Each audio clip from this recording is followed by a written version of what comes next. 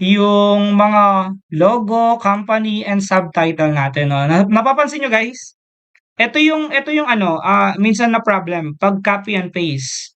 Nakakalimutan natin palitan yung mga 'to. So, ang tendency baka hindi yan lumitaw sa mismong frame natin. So, make sure na 'pag nagka-copy and paste kayo, you review your code. Okay, so ang gagawin natin ngayon, i-add na natin sila sa left panel natin. So, tawagin natin si left panel and then dot add. So, add natin dito si logo first.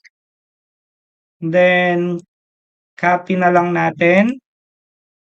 Then, i-paste naman natin dito si company.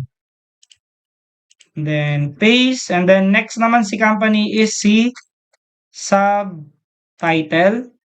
And sa ano natin guys, sa mga 'to, mapapansin niyo vertically kasi 'yan. So, ang magiging problema natin diyaan is etong gap nila sa, bawat isa. Okay, so kailangan magkaroon tayo ng vertically gap sa gitna para hindi yan dikit-dikit.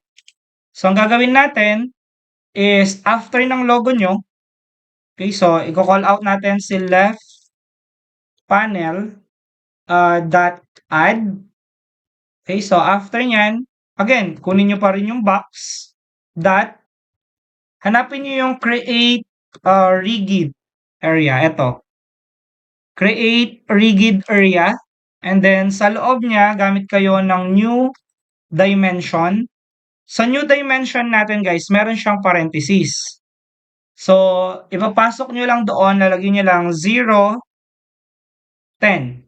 So, ibig sabihin, yung 10 natin will be yung vertically gap ng mga text natin.